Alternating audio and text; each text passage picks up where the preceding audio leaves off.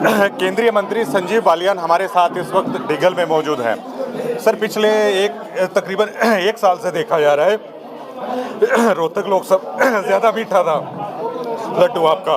पिछले एक साल से जो आपकी एक्टिविटी हैं पिछले लोकसभा चुनाव की तरह देखी जा रही हैं। जैसे चुनाव नज़दीक आया था तो दीपेंद्र हुड्डा को घेरने के लिए कभी केशव प्रसाद मौर्य हों या आप जैसे बड़े लीडर हों, वो लगातार दौरा कर रहे थे। तो अब की बार क्या मायना इसका निकाला जाए? दोबारा से दीपेंद्र को घेरने का प्रयास है आप लोगों का? देखिए, हमें किसी को नहीं घेरना। हम अपना काम कर रहे हैं। अरविंद शर्मा जी हमारे सांसद हैं।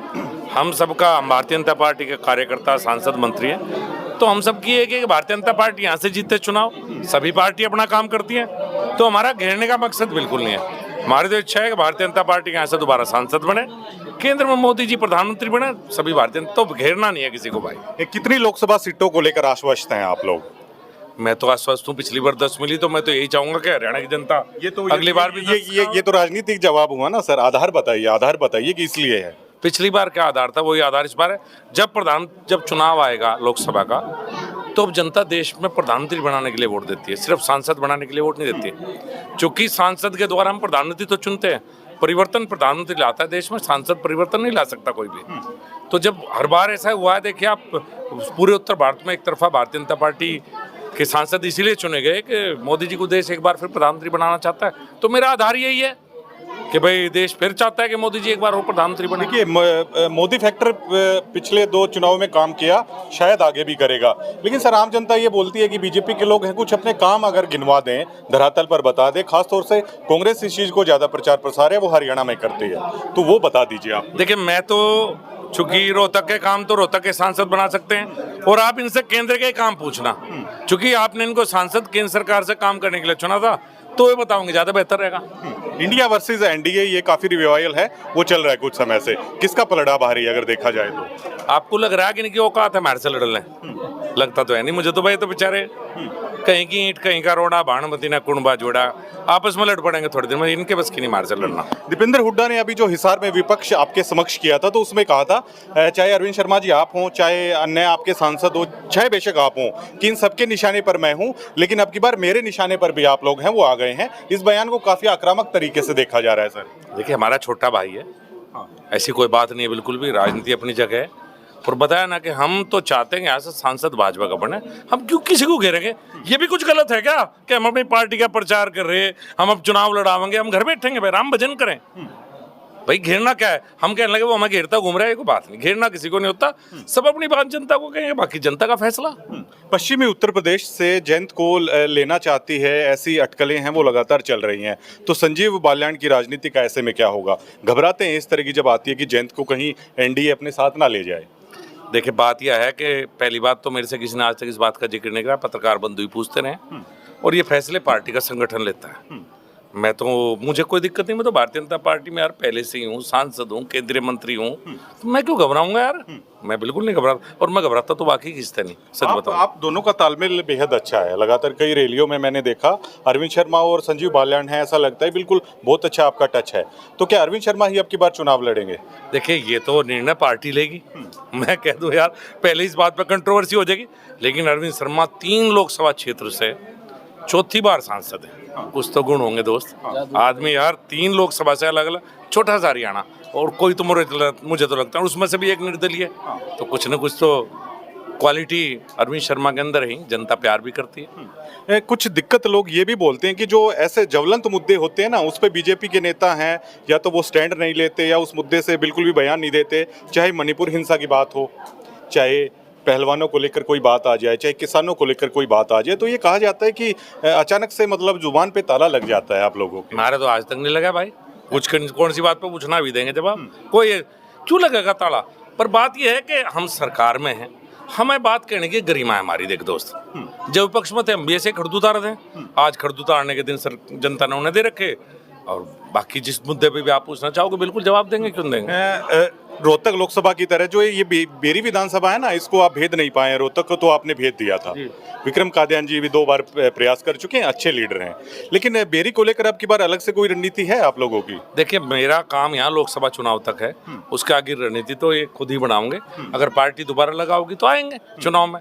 अभी तक तो यह है कि मैं रोहतक लोकसभा भी कभी नहीं भी दी थी, पिछली बार वापस गई। तो समय बदलता रहे भाई, ये तो समय का चक्र है। जनता जिसे चाहे उसे ऊपर पहुंचा दे, जिसे चाहे उसे नीचे पहुंचा दे। आखिरी सवाल एक और है सर, कल चंद्रयान 3 है वो लैंड होने वाला है, पूरे 140 करोड़ भारतीयों को उससे उम्मीद है, क्या कहना चाहेंगे इसरो की? मुझे भी बहुत उम्मीद है। बहुत बड़ी उपलब्धि है इसरो की, देश के वैज्ञानिकों की बहुत बड़ी उपलब्धि है। मेरी शुभकामनाएं, अच्छी तरह से लैंडिंग हो, पूरा देश यही चाहता है। मुझे लगता है पहली बार देश इन बातों से जुड़ा हुआ है। पहले मिशन होते थे तो लोगों को पता लगता था, लेकिन अब इतनी अवेयरनेस आ गई कि पूरे देश में इस बात की चर्चा है, लाइव टेलीकास्ट होगा, तो पूरा देश चाहता है कि वो लैंडिंग सुरक्षित हो। वैसे देखिए, एक पत्रकार के लिए प्रशंसा हो जाता है, अमित अहलावत को लेकर बेहद चर्चाएं हैं, शायद आपने कुछ माहौल है वो देखा होगा, बेहद कह सकते हैं कई सालों के बाद एक ऐसा नेता आया है बीजेपी का नेता होने के बावजूद, यहाँ की लोकल की मैं बता रहा हूँ, जो इतना जवाबदेह है राजनीति के लिए। क्या कहेंगे ऐसे अच्छा है, नेताओं के लिए? युवा को आगे बढ़ना चाहिए। जिस तरह के कुछ काम इसने बताए, गांव की भी कुछ समस्या बताई, कॉलेज की बात बताई कि कॉलेज होना चाहिए लड़कियों का यहाँ, गौशाला बहुत बड़ी है डिगल की। और डिगल का मेरा रिश्ता और भी है, मेरे यहाँ 2 गांव अहलावतों के हैं, भैंसी और दोराला। दोराले में 15,000 वोट हैं, भैंसी में 8,000 वोट है, बड़े गांव हैं। वो डिगल से गए हुए हैं। तो वैसे तो डिगल में आना जाना, जब मैं छात्र जीवन में था डिगल के बहुत लोग मेरे साथ पढ़े, तो मुझे लगता है कि साल में एक बार पहले मैं जरूर आता था। लेकिन एक रिश्ता भी महत्वपूर्ण है कि डिगल के लोगों का वहाँ आना जाना और वहाँ के लोगों का मुझे फर्क है, डिगल लगातार आना जाना बना रहे। तो मेरा विशेष से नहीं भी इस गाँव से है, तो इस गाँव के लिए चाहे गौशाला की बात हो, चाहे कॉलेज की बात हो। और अमित अच्छा लड़का है, भगवान पार्टी में आगे भी बढ़ेगा, सब कुछ ठीक होगा। बिल्कुल बिल्कुल। सांसद जी, आपसे भी एक सवाल, मैंने कुछ लोगों से ये सुना कि अरविंद शर्मा इतने आश्वस्त से अब से कुछ समय पहले तक ये तक कहते थे दीपेंद्र हुड्डा को पिछली बार से कई ज्यादा वोटों से हराएंगे, क्या फिलहाल भी उतने ही आश्वस्त हैं?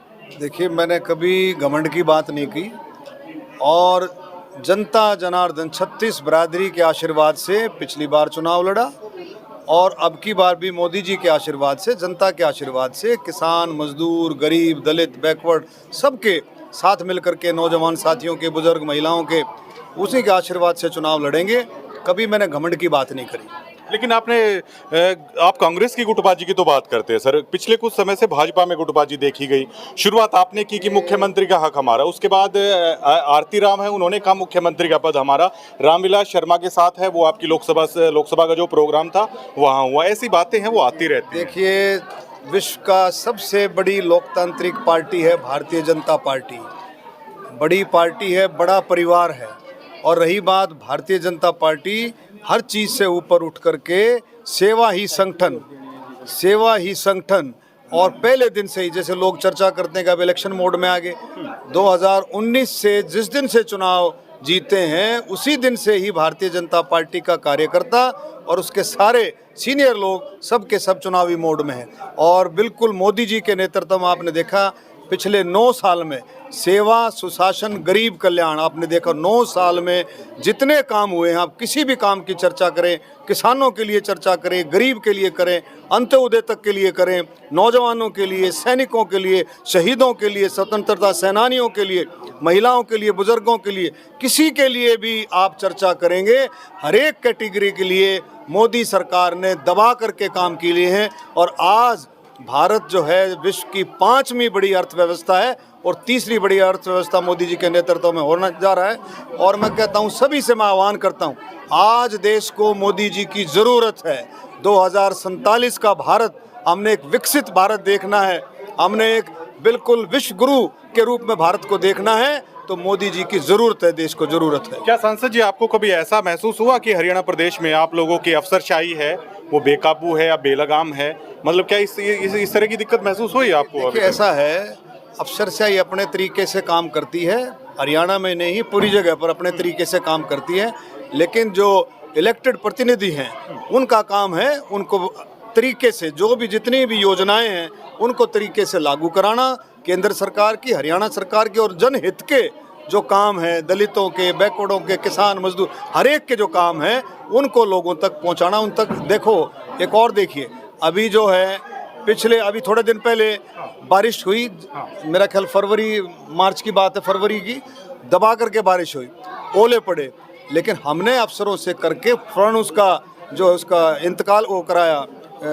गिरदावरी कराई, और गिरदावरी करा करके एक समयबद्ध तरीके से उसका मुआवजा लोगों तक, किसानों तक पहुंचाया। पहले 4-4 रुपए के, 2.5-2.5, 5-5 रुपए के चेक आते थे, आज 1-1 एकड़ का 15-15 हज़ार रुपए तक भी 1-1 एकड़ का मुआवजा मिल रहा है। ये है सरकार की देन।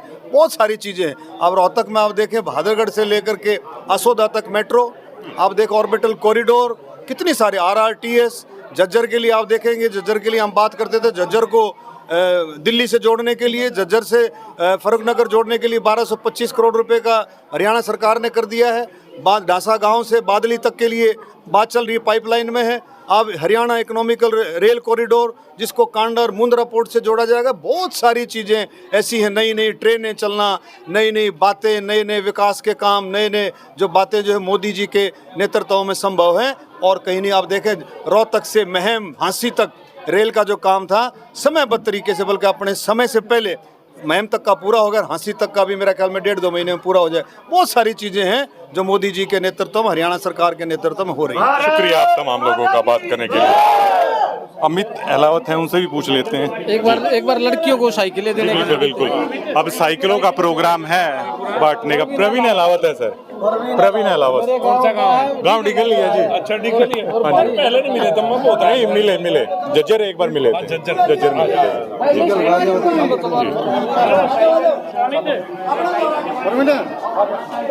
हाँ, तो अभी संजीव बालियान जी हैं, तो अभी पूछ रहे थे, कुछ थोड़ी बहुत बातचीत है अभी मेरी उनसे हो रही थी। और अभी साइकिल बांटने का जो प्रोग्राम है, जो पार्षद हैं अमित अहलावत, जिन्होंने कहीं कि एक तूफान सा ला रखा है बेरी हल्के में विकास का लेकर, काफ़ी जवाबदेह राजनेता हैं, उत्तरदायित्व हैं हर व्यक्ति के लिए। जिसको किसी भी चीज़ की मदद की कोई ज़रूरत हो तो सामाजिक कामों में बढ़ चढ़ कर भाग लेते हैं। साइकिलें हैं वो लगातार बांट रहे हैं, जो ज़रूरतमंद बेटियां हैं। अभी संजीव बालियान जी के हाथों से वो वाला काम है, वो भी जारी रहेगा। तो आज यहाँ पर संजीव बालियान जी का थोड़ा सा चाय नाश्ते का प्रोग्राम था। सांसद अरविंद शर्मा हैं, वो लगातार आए हुए थे। तो कांग्रेस हो या बीजेपी, लोकसभा चुनाव को लेकर दोनों ने कमर है वो अब की बार पूरी तरीके से वो कस रखी है। धन्यवाद।